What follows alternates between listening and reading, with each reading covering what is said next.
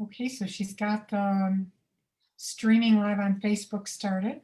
That's good. It's so cool. It's just like pay no attention to the woman behind the curtain making all this happen. Here we go. Okay.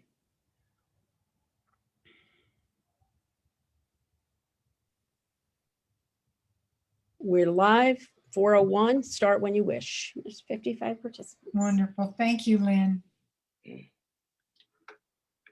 Well, we will begin now. So all of you who are on the call with us, let's get started. Welcome to Story Circle Network's first online webinar. Later I'll talk about glitches, but for right now we're here, we're live.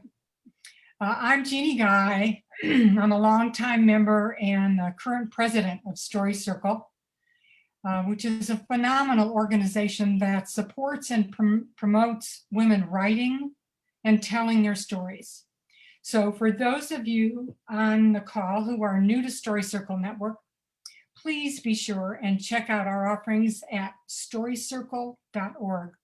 We would love to have you join as a member, but we want you to know what we have to offer to you.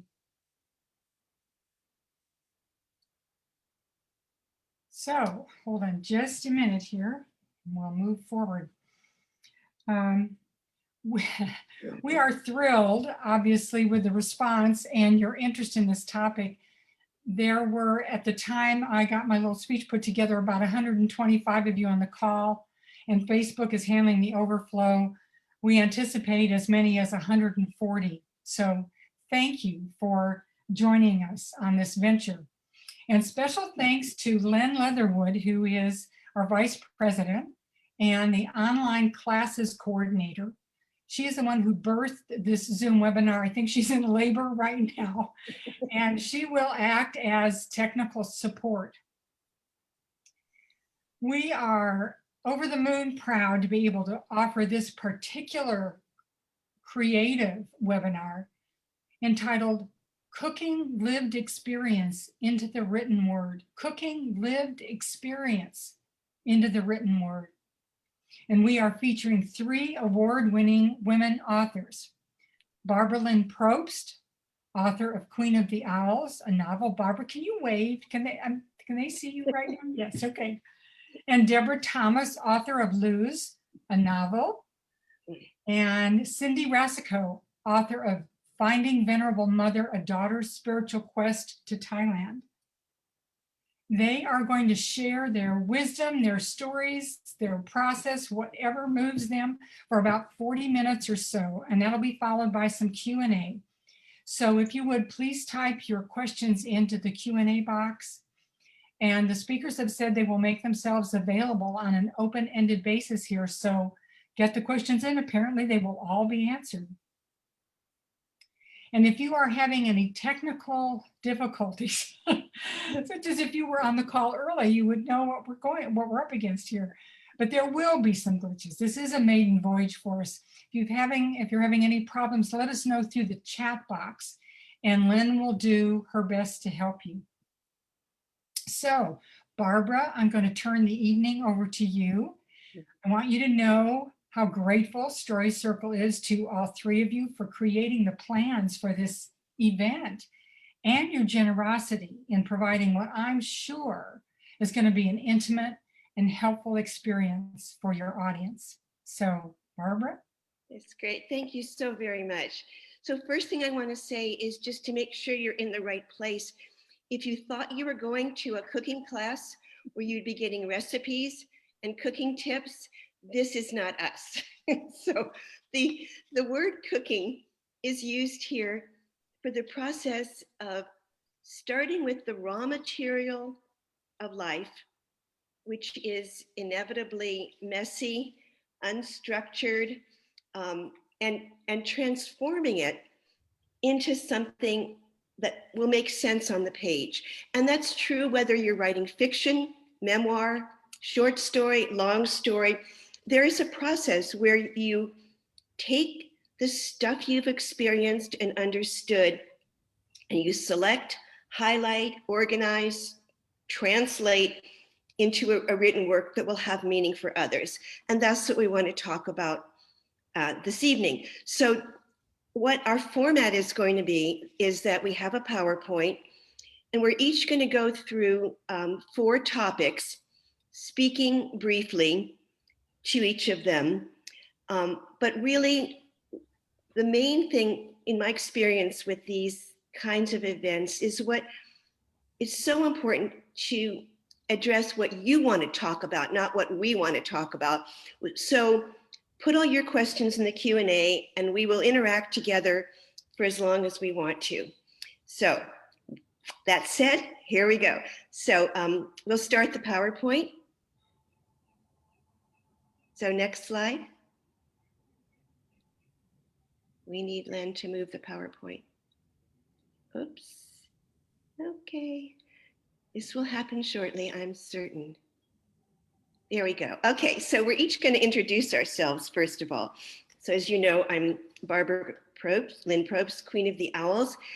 And just as there is no cooking lesson tonight, there are no owls in my book. I got asked by so many people, when did you get interested in owls? So no owls, no royalty. The title refers to the fact that my protagonist sees herself as a bookworm, a brain, an owlish person. And the story is, it's a contemporary women's fiction book club sort of novel about a woman's journey to wholeness, to her authentic self behind all the roles that we play, wife, mother, sister, colleague, teacher, friend. And it's framed around the art and life of iconic American painter, Georgia O'Keeffe. And you can see that one of her paintings in the lower right was incorporated into the cover.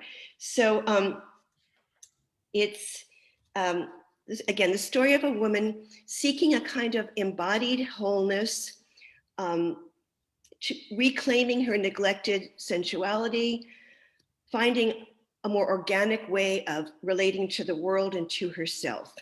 And it's a work of fiction, but it comes very much from my own life. It's my story at the emotional level. I didn't do any of the things that my protagonist does, but it's from my lived experience in my own life. And the basic premise of the book that I hope people will take away is that it's through embracing the parts of yourself that you might have neglected, avoided, denied, not nourished, to embracing those parts, we can find a sense of wholeness that really we all yearn for very deeply. So that's in a nutshell where my book is. And now we turn it over to Debra. Next slide.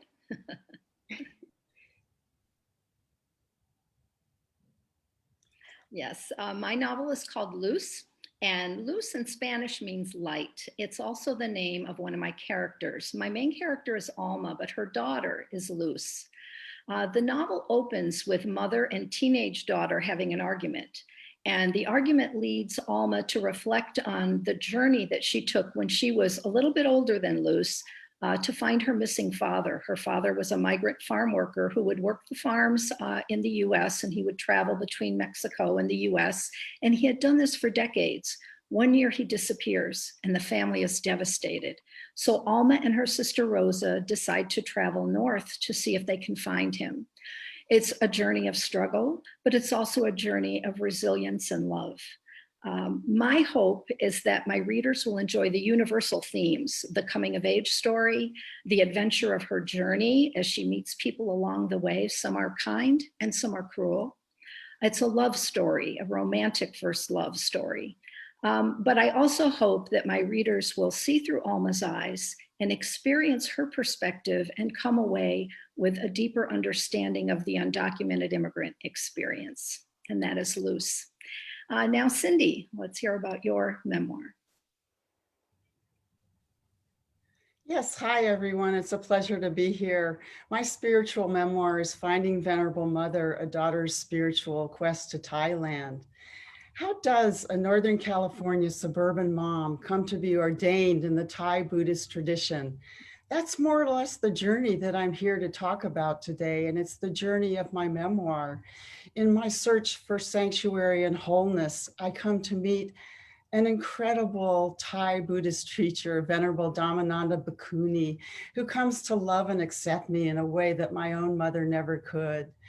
So the hope and message to readers is one of healing and hope. It's basically when we go forward with a truly open heart, love, faith, and forgiveness are possible.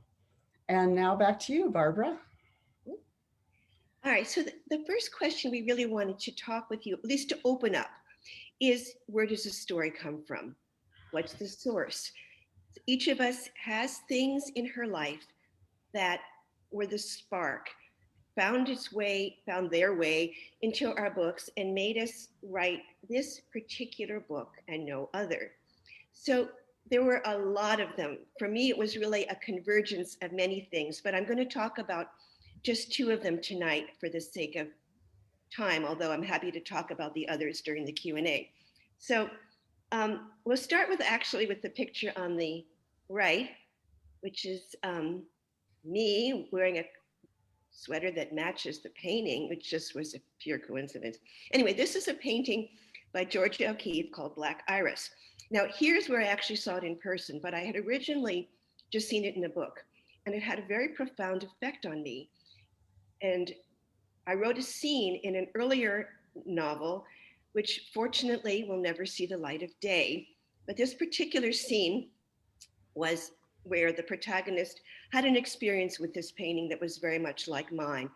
She found that it was very provocative, disturbing, powerful, and question about what it is to be a woman.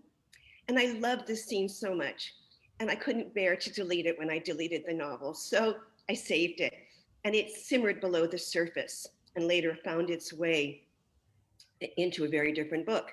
So this is going on below the surface. Meanwhile, something else is going on. This is like the most amazing story, and I hope I don't go over time on this one, but you can see the picture on the left, which is an O'Keeffe painting called Red Poppy, and BTW, okay, that is not the painting, that is a poster. But to be completely transparent, when my ex and I parted, he, with my blessing, took that damn big flat screen TV that was on top of the fireplace, took it with him, thank goodness. And there was this big empty space. And I wanted to fill it with something that represented for me who I wanted to be, who I thought I really was, and hadn't really been able to be with him. So I went out, found this poster, had it framed, put it up in that house. I'm in a different house now. I didn't think about it. And I was sitting at this very spot last spring, having my very first ever author interview, when the person interviewing me, which was Annie McDowell, actually asked me what was the source of the story.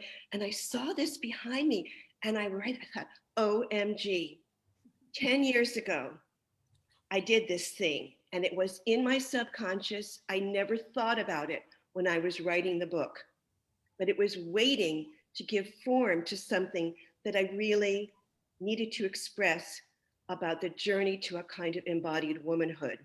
So I say this because we never know that the seeds could be years ago doing their magic in our subconscious, but for sure, I had never studied O'Keeffe. I wasn't an art history person, but there were influences that were waiting in me to find their way into a novel. So more later if we have time. But now to Debra.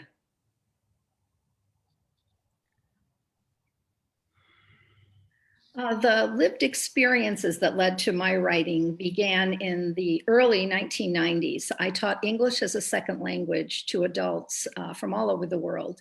Many of my students were from Mexico and Central America.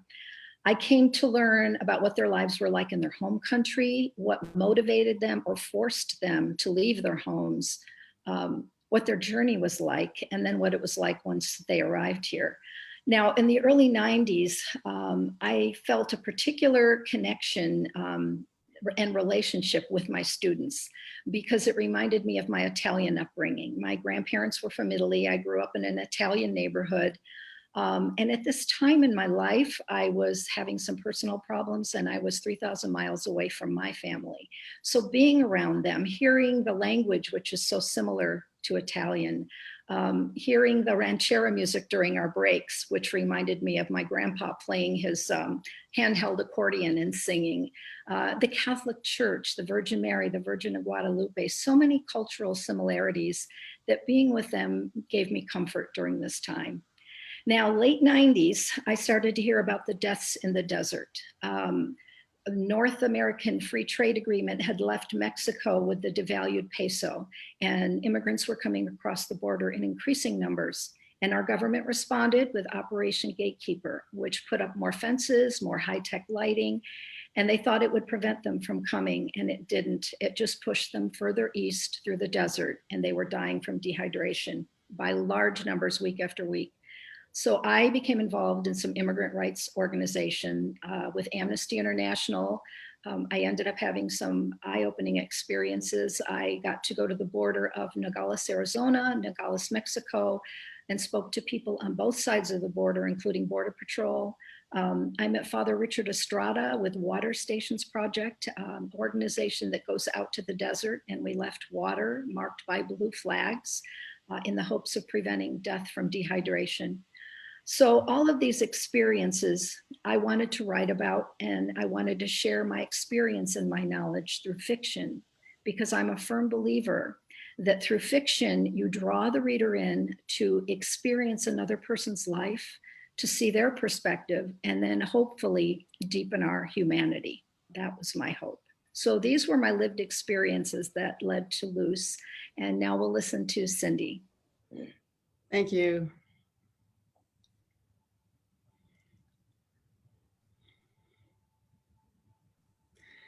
Well, my story, of course, is a spiritual memoir, which means that this is all my lived experience. And I love to read memoir.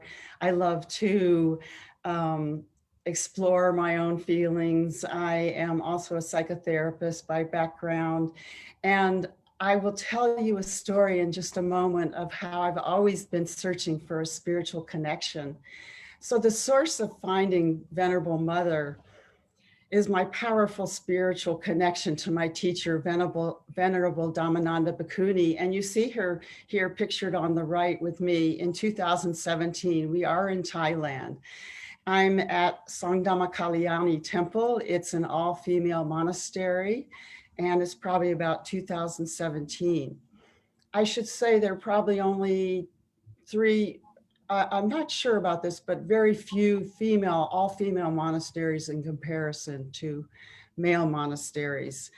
Let me talk about the picture on the left. That's a picture of me when I was about 5 or 6.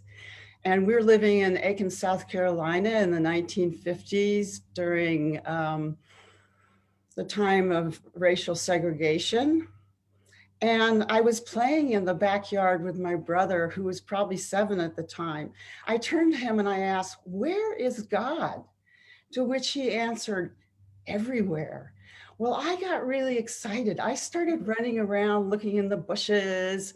I felt there's this presence of something around me that really was looking out after me and caring for me in a way that was so special. It just gave me this wonderful, safe feeling. And my whole life, I've been searching for that elusive spiritual connection. Now, there is a saying that when the student is ready, the teacher appears. And that's what happened to me when I moved to Thailand for 3 years, from 2005 to 2008, with my then husband and my teenage son. My son was 13 at the time. He's now 28. So it gives you an idea. It's been a ways. It was a very exciting experience. The first 3 months I was there, basically you just want to go shopping and sightseeing, but then you get into really a sense of wanting something more meaningful to do. And in that pursuit, I was searching on the internet. I found a conference on aid to women in development. And I attended the the conference, and I ended up going to a workshop called Faith, Feminism, and the Power of Love in the afternoon. And I was so taken with Dhammananda. She spoke up in that conference. There had been a heated debate between two Muslim panelists who were arguing about the value of Islam for poor women. And she basically came into this incredibly silent room and said, we cannot solve anything with anger. Anger doesn't lead us anywhere. It is much harder to practice loving kindness and compassion. That is the goal of Buddhism. So that was kind of my initiation into hearing Dhammananda speak. I went down to, excuse me, I'm gonna take a drink of water. I went down to her monastery that weekend. During the 3 years I was there, I attended Buddhist ceremonies, did alms round, interviewed her one-on-one. And during that time, we became very close. So it became like a mother-daughter relationship. And what was interesting about her name in Thai is Luang Mei, which means Venerable Mother. She's incredibly compassionate. Sitting with her is like sitting in a pool of warm, radiant love and light. She's also incredibly strong, and they say about her that she has a strong back and a soft front. So my own mother, in contrast, was hypercritical, defensive, and judgmental, and my relationship growing up to her was pretty difficult. So Dhammananda basically nurtured me in a way that my own mother simply couldn't. Through Dhammananda's unconditional love, I was able to forgive my mother and begin to love and take care of myself. So that's where the message of hope and healing came in for my book, which I alluded to in the first slide. There are few relationships more important than that between a mother and daughter. Once that relationship is healed, we gain our birthright as women. That's why I wrote the book. I wanted women everywhere to know that healing is possible. And you could also say, because of unconditional love, that healing is possible for any fraught relationship. That's just a simply wider universal truth of the measure of love and its role in healing oneself. So now I'd like to go back to Barbara. So actually, Cindy did a good segue for us here.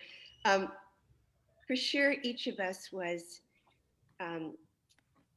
influenced by an extraordinary woman. So we're going to talk about that, and then we'll go and talk about how all these pieces became integrated into our novels. But just a little side trip, as it were. So in my case, it was Georgia O'Keeffe, and as I said, I pretty much knew nothing about her other than her paintings. A couple of her paintings had really had a strong effect on me. So, but I could say at this point, without O'Keeffe, this book wouldn't exist. She shaped it because as I was learning about her, as the story was unfolding, I had the broad strokes of the story. I had my own material, but I didn't have the frame. So the more I researched O'Keeffe, the more it informed where the story was going to go. So O'Keeffe is not in the book. She's a source of inspiration for the protagonist, who's a doctoral student trying to study O'Keeffe with her mind. And she meets a charismatic photographer who tells her, you're never going to understand O'Keeffe with your head. You have to get into her skin and do what she did. And of course, in learning to have a more embodied, organic understanding of her art, the protagonist comes to that of her own self and of life itself. So there's these two sides of Georgia O'Keeffe. On the left is a very famous portrait of her, which I think to me conveys the side of her that this kind of austere independence. She's very stern. She does whatever she wants. She kept her name when women simply didn't. She lived apart from her husband. She defined herself by her work. She often dressed in a very androgynous style. Then on the other side, another portrait of her, you can see this very open, and really quite sensitive and luminous sensuality. So these two sides of Georgia O'Keeffe, which Elizabeth begins to learn about, are of course the two sides of her that she wants to bring together. So O'Keeffe, actually what was really amazing, I would say it was a triple parallel process. The story of O'Keeffe with these two aspects, the story of my protagonist journeying to unite these two aspects, and my own personal journey, which I had to go back and relive while I was writing the book. And I'll talk more about that in the next set of slides. But just to say for now that it's not that you complete something and then you're done and you write about it. You have to go back and relive it in order to make the writing alive. But for sure, O'Keeffe is a profound influence on the book, and it turned out to be on me. So to Debra. Dolores Huerta, I have long been inspired by her. She is an activist for equality and social justice for most of her 90 years, and she is still going very strong. You all know her from her work with Cesar Chavez and the United Farm Workers, but she's continued throughout her life to work for human rights. She created the Dolores Huerta Foundation, which works on a grassroots level to organize communities. In fact, right now their focus is on the importance of the census and the importance of getting out the vote. At 90 years old, as I said, she's still going strong, and you can all see her on virtual events every week. She's doing something, and she would be out crossing the country if she could. So in the novel, Dolores is an important figure. In the very beginning, we learned that Alma's father, Juan, knew Dolores Huerta because when he was a teenager working in the fields in California, he met Cesar Chavez and Dolores Huerta and was involved in the farm workers' strike. So he would tell his daughters stories about them, especially about this feisty Dolores. And he would even call Alma his little Dolores, his pequeña Dolores, because she was just as passionate and determined as Dolores. So when he goes missing, Alma thinks, this is a real woman. She's a famous woman in the United States. Maybe we can find her and she might know something and can help us find our father. So as she travels on her journey, she asks people if they know of Dolores. And so threaded through the novel are true facts about Dolores's life. And also, Alma draws strength from things that she hears about her as she faces her own struggles. And perhaps in the end of the novel, Alma just might actually meet Dolores Huerta, but you'll have to read it to find out if that's true. And now we're going to go on to Cindy. Thank you. I got chills when you were speaking about Dolores. That was beautiful. Here's a picture. I should say, first of all, that what inspired me to write this book, of course, was my teacher, Venerable Dhammananda. And when I first started writing, I was trying to write about her life, the story about her life. And I was working with my publisher, Brooke Warner, as my developmental editor. And she, as the writing went on, she more or less said, I think you're writing more about your relationship to her than about her. So that's how my memoir evolved.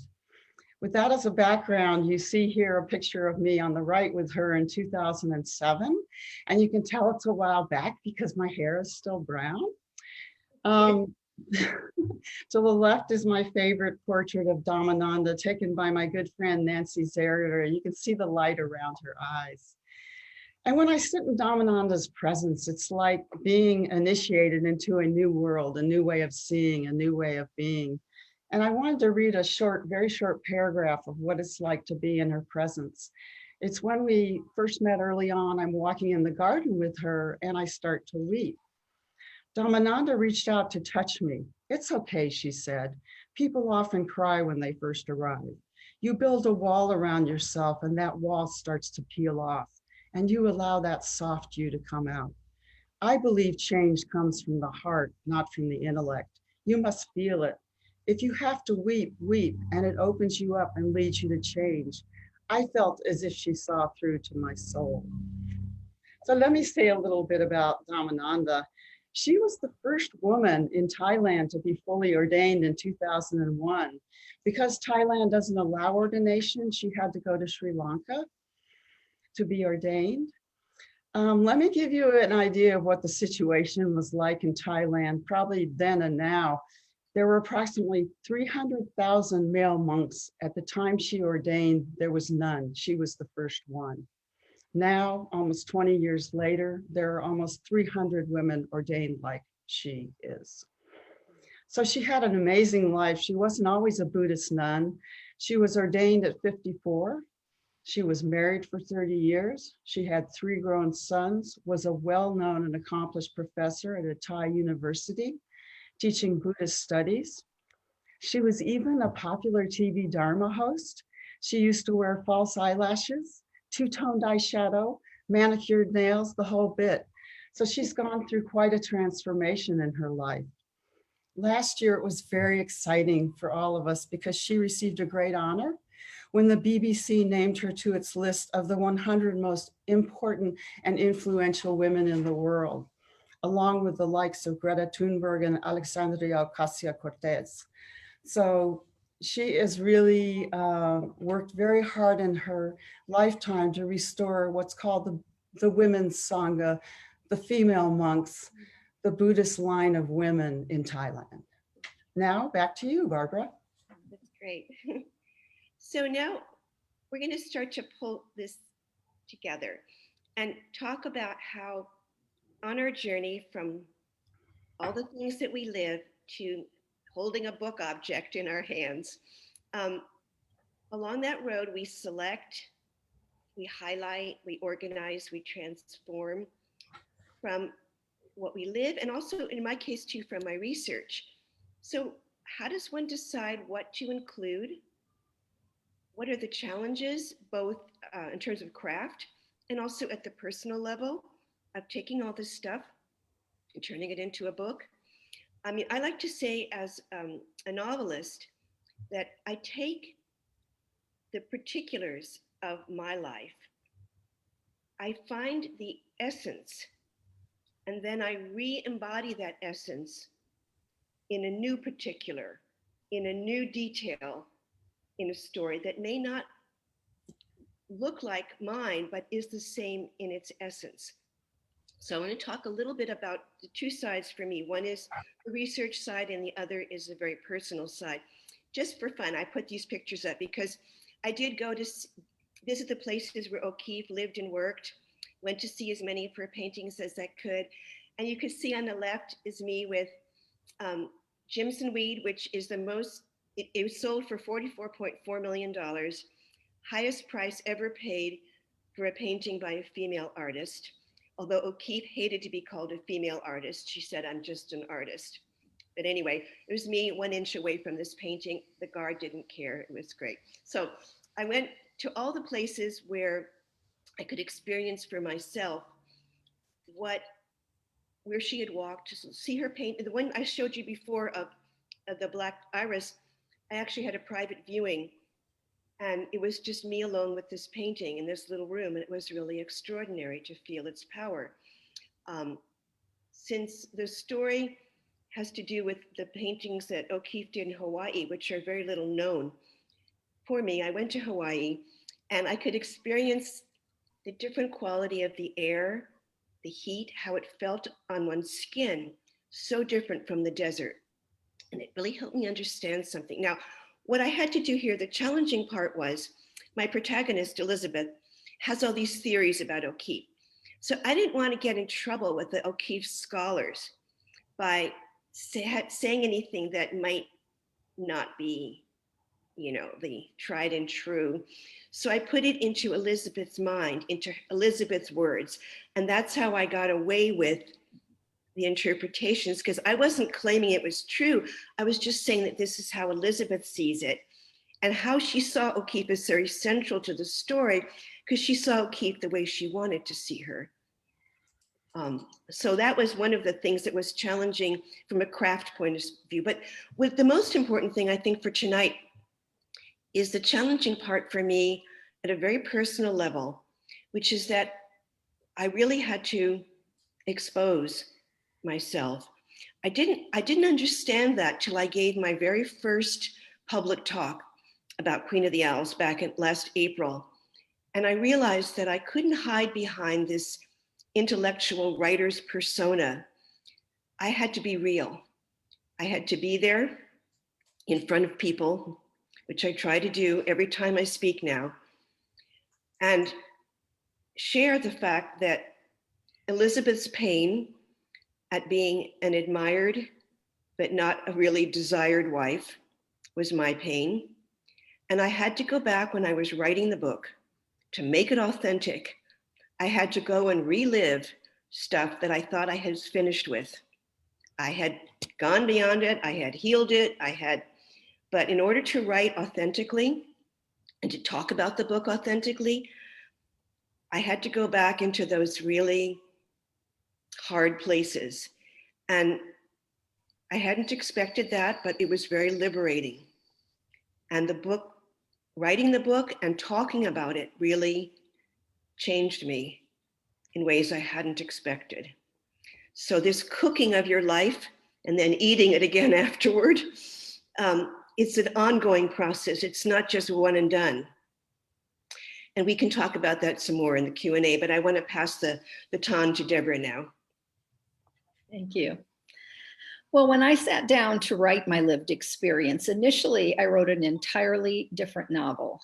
This first novel was about an Italian-American woman who goes to Southern California and hears about the deaths in the desert. I called it Blue Flags, rough first draft, set it aside. And then I took a writing class with Gail Brandeis, a winner of the Barbara Kingsolver Award for novels of social justice. And in her class, there was an assignment, and I began writing in the voice of a young Mexican girl whose father had disappeared crossing the border. Obviously, Alma's voice. It just poured out of me. I didn't know where I was going with it, and I didn't worry about whether I should or could write in a Latina voice. It just seemed genuine, and again, it was just an assignment. But a whole story evolved, and Gail was behind it 100%, as was my classmates.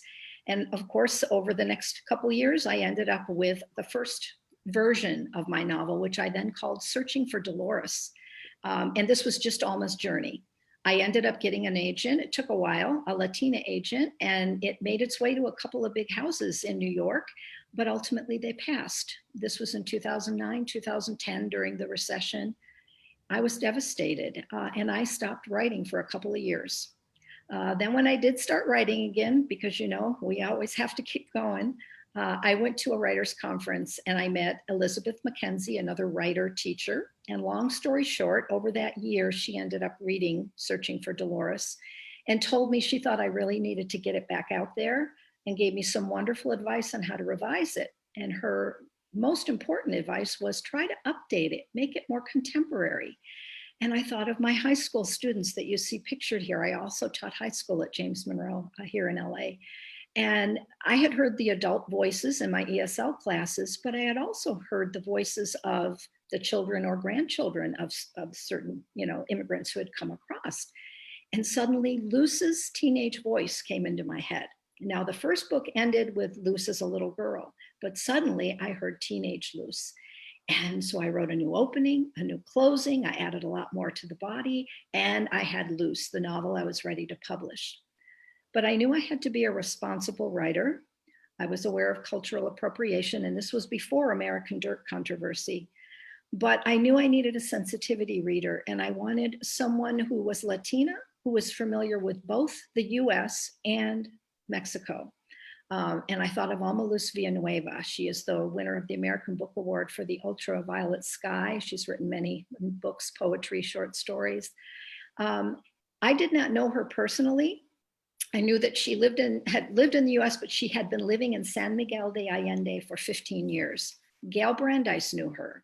So I wrote an email to Alma and I told her about Gail, and I told her about my experiences, and I told her about my novel, and asked her if she would read it and give me her honest opinion about whether it seemed genuine. And she said that she would, but she would be brutally honest. And I said, that's exactly what I want and need. I waited several nerve-wracking weeks, and when I finally got her response, it was overwhelmingly positive. She felt that it was quite genuine, that it rang true. And as many of you know, she not only gave it her blessing, but she wrote the foreword to the novel, which I am so very appreciative now in light of all of the American Dirt controversy that exploded just 6 months before my novel was to be published. So I am so appreciative of her. And so that is my journey to get my lived experience into the written form. And again, as we said, we'll talk about that more in the Q&A if you have any questions. So now let's hear about Cindy. Well, thank you. I had a different answer planned out and I might get to that. But what I want to say about writing is the way I approach it in my practice. And that is that I usually meditate. I try to get into a place where I'm connected to what I call my spiritual source. I feel it's important that we connect with ourselves. We are our writing instrument, our best writing instrument. And we have the opportunity to sort of mill ourselves or cull our experiences in memoir and or other genres. There are elements of craft which are kind of hard, which I had a hard time with, which I can talk about here. One of them wasn't structure. The structure of the memoir, as most of you know, the difference between a biography and a memoir is that the biography deals with the whole of a person's life and a memoir deals with a time period in the person's life. So my decision of what time period to focus on was fairly obvious to me.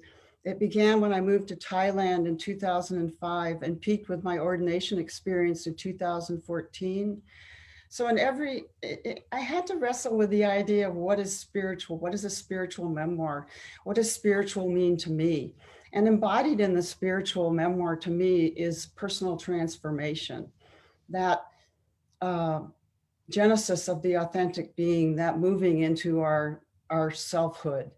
And that emotional, it's like an emotional climax, that personal transformation. It happened for me at the time of my ordination. And it was right actually at the time I was getting my head shaved. So that was kind of interesting. What I did wrestle with, and there may be some teachers on the class today who could help even more with this as we go into question and answer, but I kind of wrestled with the question of theme because my tendency is to see tiny detail and not see the universal. And so I had wrestled with themes of marriage, spirituality, motherhood. There were all sorts of sub-themes in there. So I'm the type of writer that I sometimes don't know where I'm headed until I write, and then I discover where I'm going, which is maybe counterintuitive, but that's my process.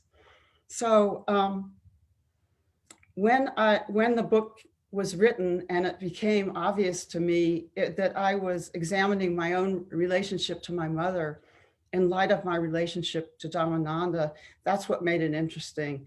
In the end, I kind of discovered my central theme was healing the mother-daughter wound, but I didn't always know while I was writing it where I was headed.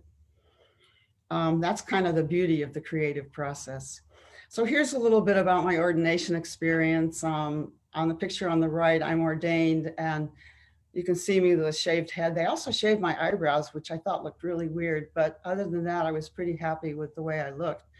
To the left, I'm in the picture, I'm kneeling before Dhammananda. She's about to take a lock of my hair and snip it. I'm a little scared, right? In fact, I'm so scared I'm numb. Everyone around me is crying and I'm wondering, what's up with me? There's 120 Thai women ahead of me. I'm last in line. And everybody's crying. There's a beautiful, poignant love song to a mother and her daughter playing in Thai. And I'm like dry-eyed. So I'm kneeling at Dhammananda's feet there. She's about to cut my hair and without warning, I begin to sob. It's like a dam bursts and my heart cracks open. It's a moment of complete surrender. It's my aha moment. And from then on, I'm no longer afraid. In fact, I'm elated. And when you see me in my robes after I was ordained, I was incredibly peaceful. I It was really an incredible time in my life. When I returned from the experience, people said I looked amazing. I kind of radiated a special glow, and I found my authentic self, that sense of wholeness that I've always been looking for my whole life. I want to end this portion of our presentation with a quote from Elizabeth Lesser. I'm so excited about her new book, Cassandra Speaks. Lesser says, when women are the storytellers, the human story changes. We all have a story to tell. Venerable Mother is simply my story in my own words. I encourage you to write yours. Thank you. So actually, Cindy has inspired me to just offer 3 lines from the poet Mary Oliver, who exhorts us, pay attention, be astonished, tell about it. Yes. Those are her instructions on how to live a life. So we're going to open to the Q&A. We, of course, somewhere in there on the chat box are links to our books. And just to say, we would be honored if you're moved to read what we've written, write to us, tell us what you think. Like that would be amazing. So let's open it up to the Q&A. I'm going to open the Q&A box and move it over so it's not, let me see if I can do this. Okay. Okay, I'm just skimming these quickly to see. Okay.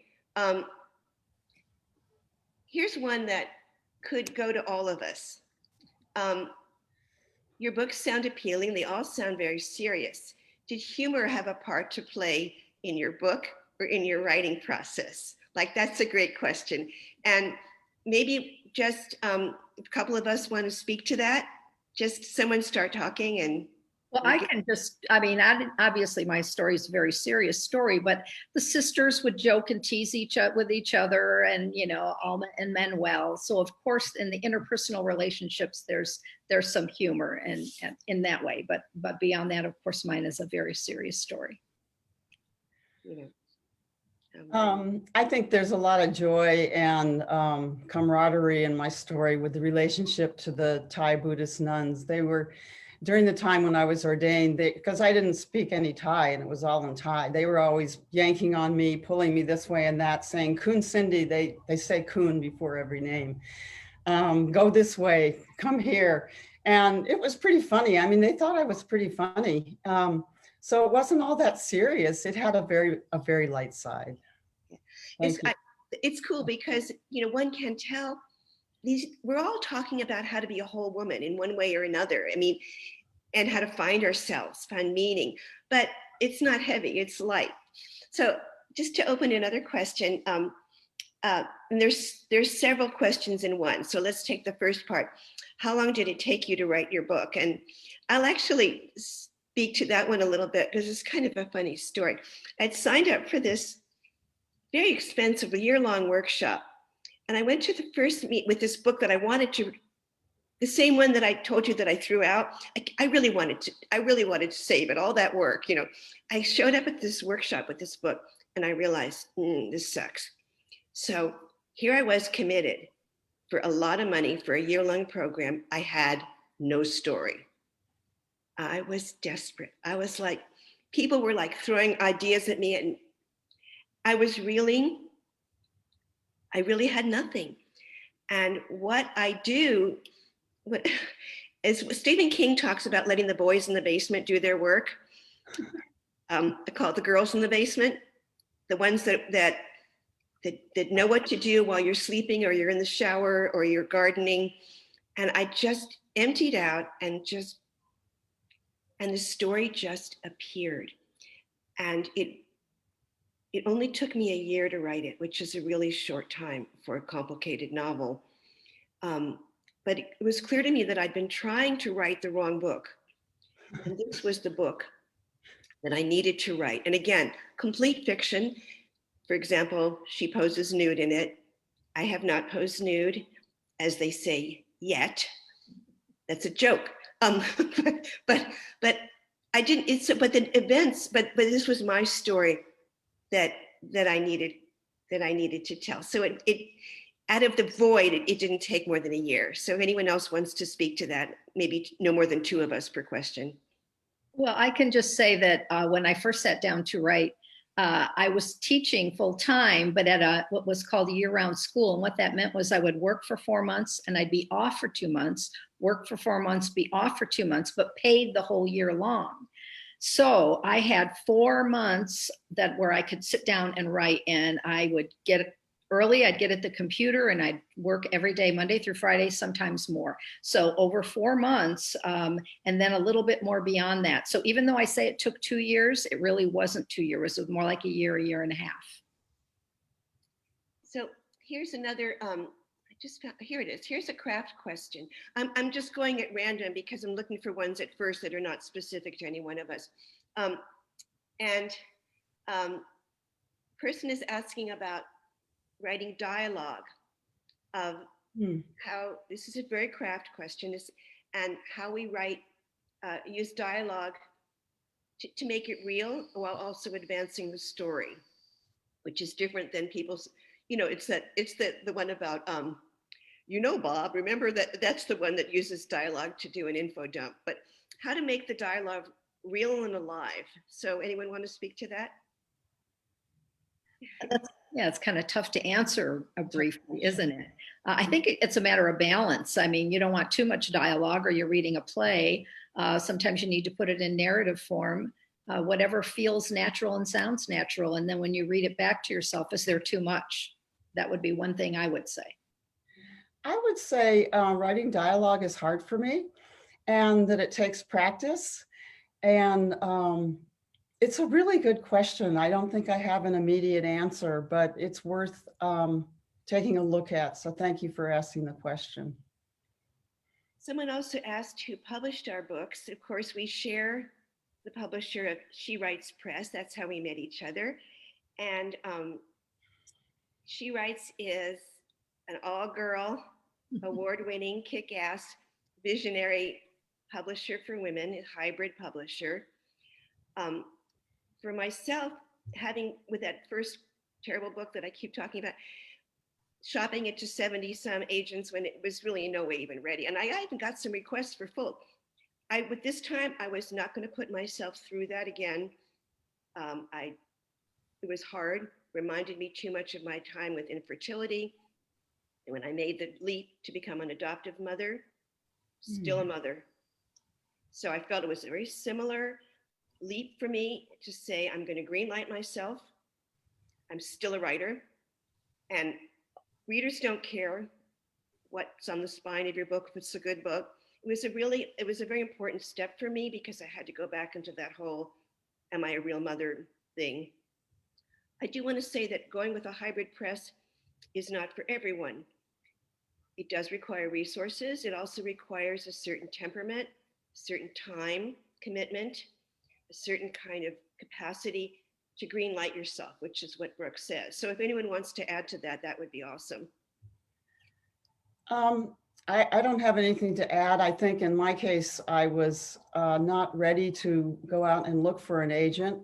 I like the option of being able to have what's called, we have a distributor for our books, Ingram Press, Ingram's, what is it? Traditional distribution is what it's Traditional distribution, yeah, which was important to me because it's beyond self-publishing. It's into marketing the book from a wider angle. And that's what I was interested in. So I would just add that. Yeah. Well, here's an interesting question from another She Writes author, actually. Which is more rewarding, writing the book or selling it? Woo, writing it. For me. I would add to that, it's not either one of those. It's when it's out there and the response you get. Oh my goodness. You know, I saw somewhere a question about what was the gift or something. And especially for me with my book, I had no idea how it would be received. And it turned out I didn't know who my audience was either. And I found out I have a very diverse audience. Mm. And it was all overwhelmingly touching and wonderful to me. That was the gift. And that was the best part about whether writing or selling it, was getting that feedback.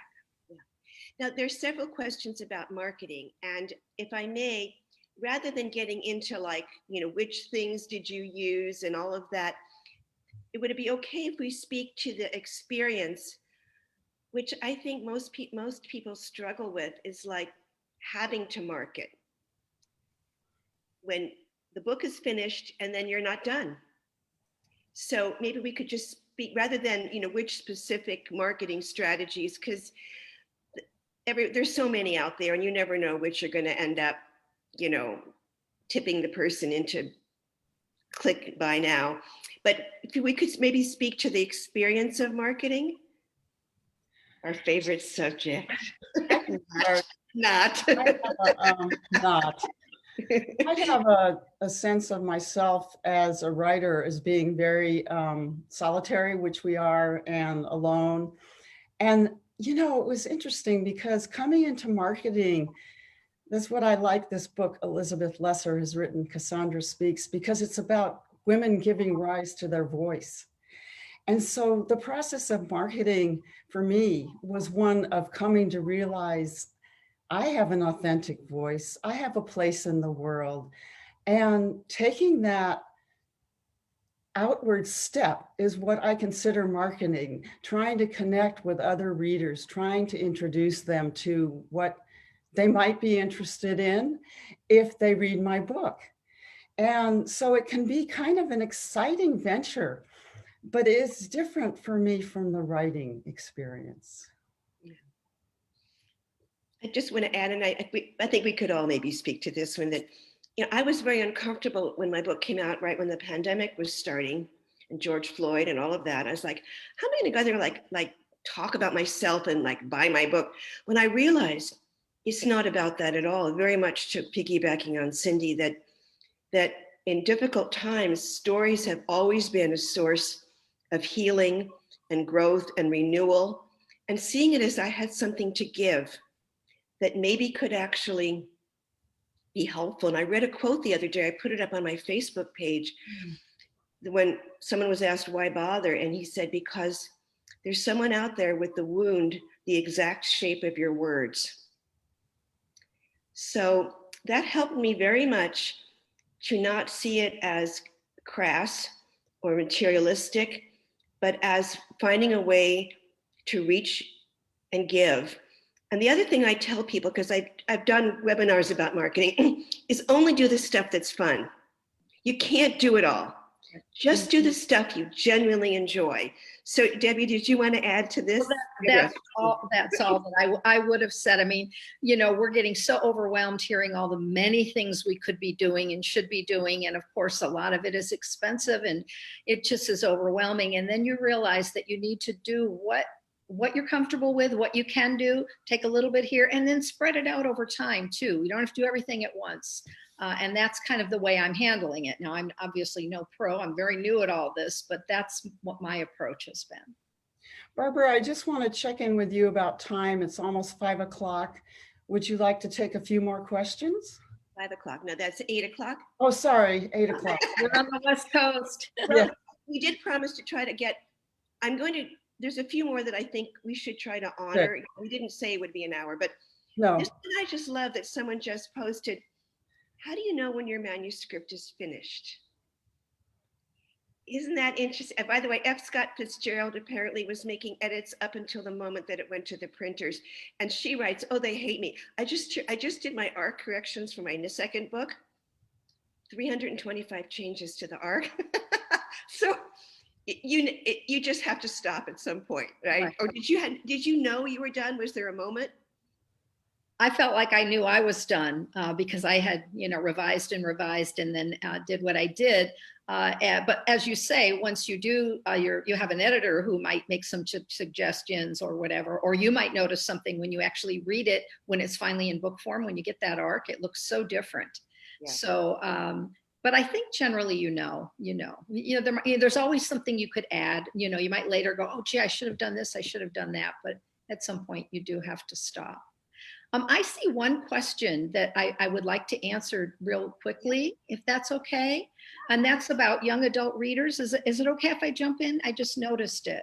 Oh, of course, I was just jumping around looking for things that were broad, but yes. Yeah, someone asked if any of the books are for young adult readers. Now, my novel definitely could be. There is one tough scene, though.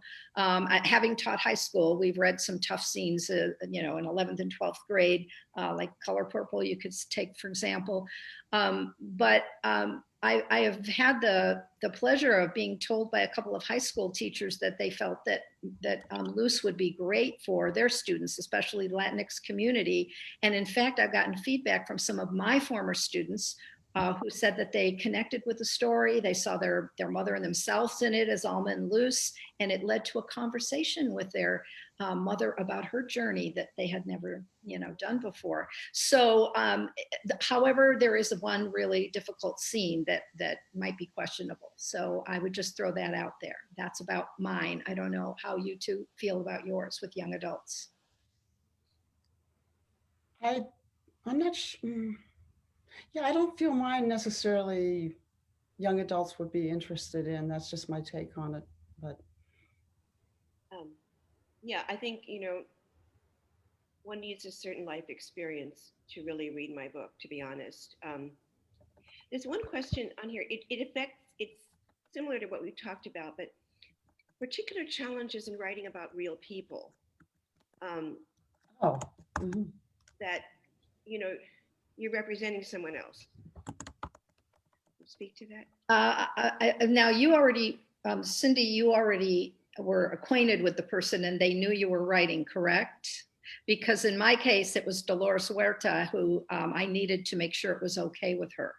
And so when I was working on it, I had told her about it. I saw her briefly at a march and she said, "Oh, it sounds wonderful." And then when there was actually a manuscript, I sent it to her to read and she gave it her blessing. Of course, it wasn't until years currently that it got published. And so I did have, again, let her know that it was going to be, and I gave her a copy of it. So yeah, that is a challenge because you want to make sure that you're handling everything respectfully and that everything is, in fact, I did contact a daughter about one particular thing to be certain I had it correct. So that's my answer to that question. Cindy?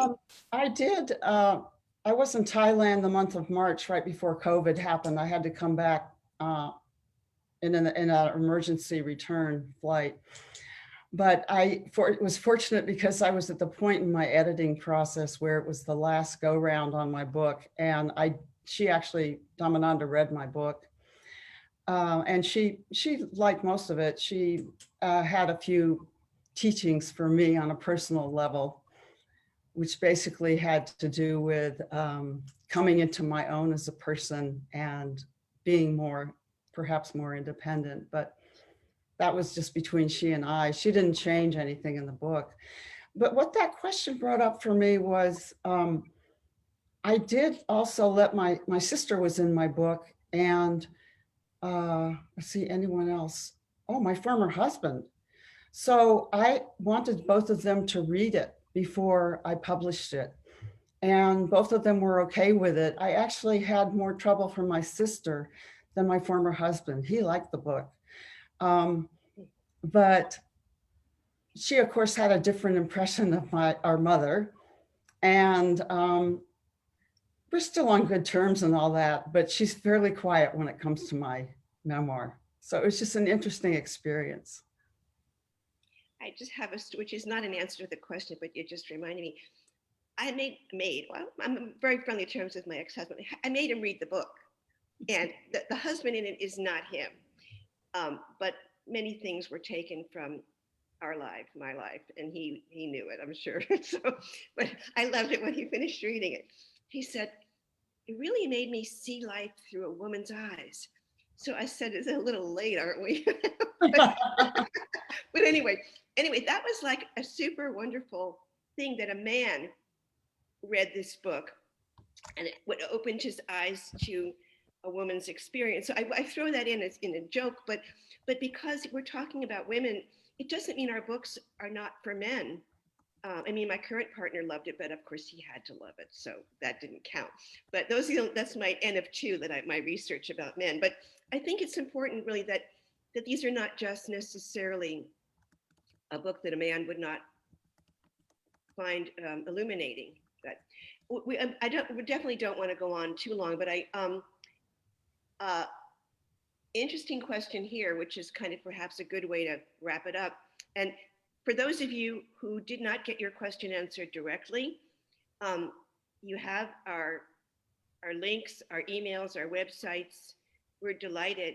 I mean, that's the good part, is having conversations with actual people. So please don't hesitate. But the last question that we could take that could be a nice way to lead in is, how would you approach your next book differently? Any thoughts on that? Differently, well, I had already started working on something. However, that's a tough question to answer. Do either one of you have a specific answer to that, how I would approach it differently?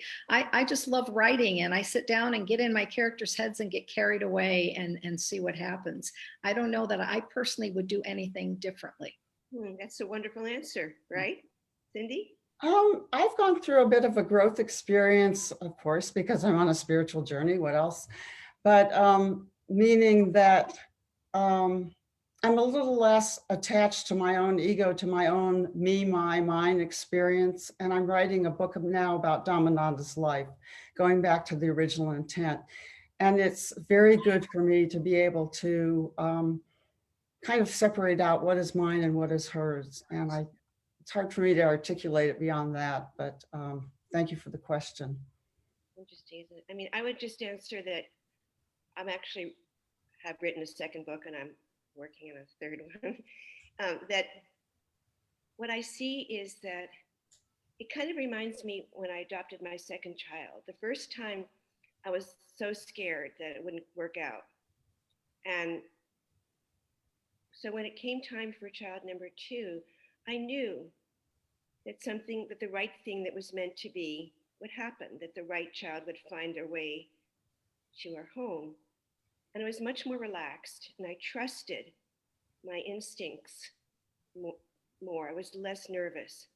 And I feel like that's something you gain, that you've finished you've actually written a whole damn book. And so you could do it.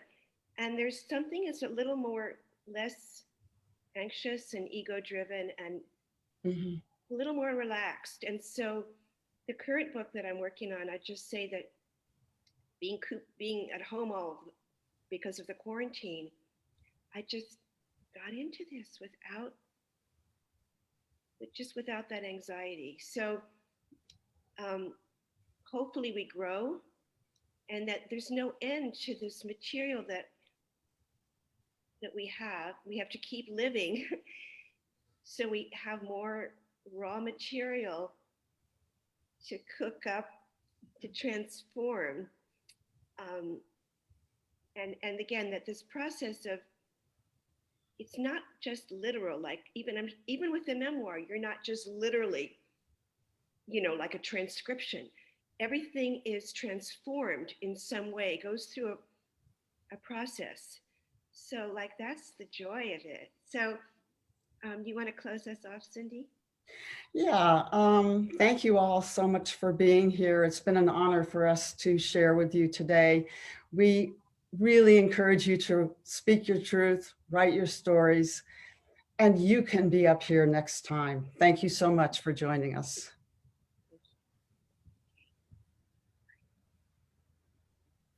Over and out.